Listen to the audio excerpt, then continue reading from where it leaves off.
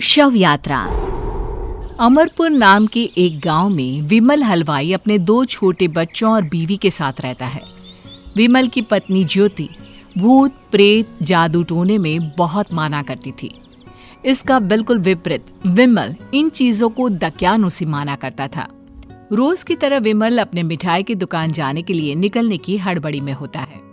मैं निकलता हूँ ज्योति, देरी हो जाएगी, दुकान भी खोलनी है मुझे। अजी ध्यान से, आज अमावस्या है। रास्ते में कोई कपड़ा या कुछ भी गिरा हो तो उसे लांग मत दीजिएगा, बगल से चले जाइएगा। अरे ऐसे तो तुम मुझे पागल ही कर दोगी क्या? हाँ, मैं नीचे देखकर चलूं कि सामने से कोई गाड़ी घोड़ा आकर मेरे ऊपर से चला जाए? दोनों हालत में तो मेरी ही मौत है। अरे क्यों सुबह सुबह इतनी अपसुगनी बातें कह रहे हो जी? मेरे गांव में तो ऐसा आंखों के सामने होता हुआ देखा है मैंने, इसीलिए कहती हूँ, वरना मुझे क्या, पड़ोसी को तो नहीं कहना चाहती मैं। पति हैं आप मेरे, इसलिए बोल रही हूँ। विमल अपनी मिठाई की दुकान चला जाता है। दुकान पर पहले से ही ग्राहकों की लंबी लाइन लगी हुई थी। ये लो, वहाँ ज्योति अमावस्या को लेकर परेशान है और आज तो हमेशा से ज्यादा ही लंबी लाइन लगी पड़ी है। अच्छी खासी बिक्री होगी आज। विमल दुकान खोलता है। एक के बाद एक ग्राहक उसकी दुकान पर मिठाई ले रहे होते हैं। तभी गांव की एक बूढ़ी औरत विमल से कहती है, जिस तेजी से बिक्री हो रही है, कहीं किसी की नजर ना लग जाए, नींबू मिर्ची टांग ले। अरे क्या चाची तुम भी, ये सब नजर बजर कुछ नहीं होता है। कैसे लोग हैं मेरे आसपास। अपनी दुकान से शाम को विमल हंसते कूदते वापस घर आता है।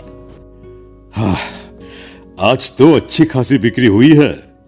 एक महीने में जितनी बिक्री होती है, एक ही दिन में आज उतने पैसे कमा लिए मैंने। ये तो बहुत अच्छा हुआ जी, आज ही घर की नजर उतारी है मैंने। बिक्री तो अच्छी होनी ही थी। अच्छा, तुम खाना लगा दो, सारा माल बिक चुका है।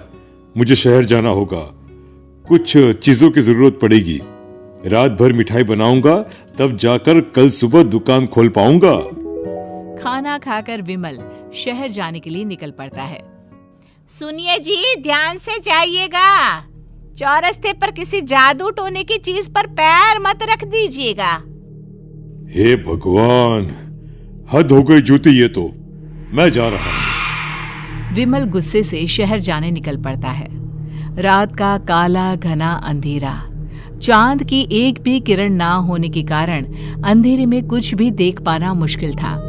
जंगल के बीच के एक अधकच्चे रास्ते से विमल जा रहा होता है। चारों तरफ गुफ अंधेरा और सन्नाटा सुनाई दे रहा था, और सुनाई दे रही थी विमल के पैर के नीचे आ रहे सूखे पत्तों की आवाजें।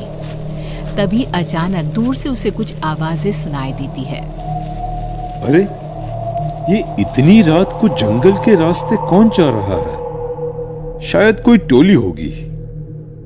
राम नाम सत्य है, राम नाम सत्य है, राम नाम सत्य है, राम नाम सत्य है।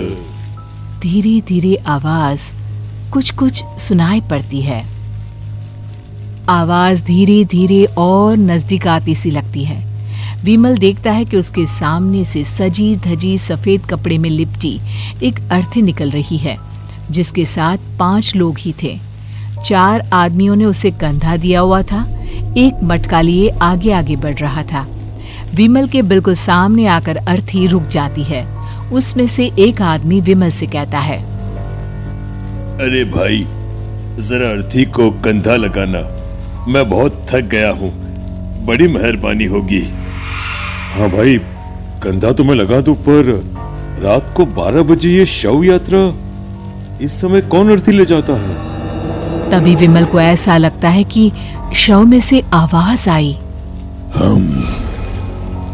ये आवाज।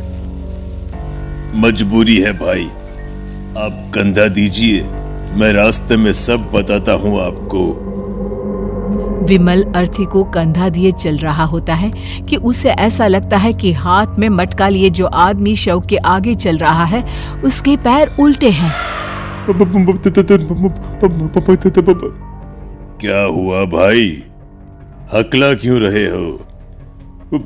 वो आपके साथी के पैर उल्टे। विमल अपनी बात पूरी भी नहीं कर पाता कि वो देखता है कि उस आदमी के पैर तो सीधे ही हैं। अरे नहीं, कुछ नहीं, मुझे शायद वहम हुआ होगा। धीरे धीरे सब आगे बढ़ रहे होते हैं।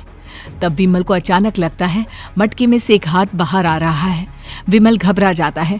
इसके पहले वो कुछ बोल पाता, कल्लू कहता है, मेरा नाम कल्लू है। हम 6 दोस्त थे, जिसमें से एक को तो तुम सोया हुआ देख रहे हो। इतनी पक्की दोस्ती थी कि जैसे हम सब सगे भाई हैं। पर किस्मत का कोई क्या कर सकता है। आज से 4 साल पहले एक नदी में हम सब नहाने गए थे, जिसमें डूबकर राजेश की मौत हो गई। किसी मजबूरी के कारण हमें उसकी अर्थी को रात को ही शमशान घाट ले जाना पड़ा। हम 5 उसे ले जा रहे थे। 4 साल पहले आप 5 में मैं कुछ समझा नहीं। मंकू अपनी गर्दन पीछे घुमाकर अपनी आंखें बड़ी बड़ी कर विमल से कहता है, अरे भाई, पूरी कहानी खत्म होने दो, फिर बीच में बोल लेना, ठीक है? तभी रास्ते में एक हादसे में अपने दोस्त के साथ हम सभी मर गए। वो सामने देखो, हमारा दोस्त। विमल सामने देखता है। उसे दिखता है कि एक ऐसा आदमी जिसका शरीर कई जन्मों से पानी के अंदर रहने के कारण सफेद पड़ गया है। उसकी आंखें बाहर की ओर निकली हुई थी। फिर ये अर्थी किसकी है? अर्थी के साथ के लोग अर्थी को नीचे रखते हुए एक साथ विमल की ओर देखते हुए कहते हैं, तुम खुद ही देख लो।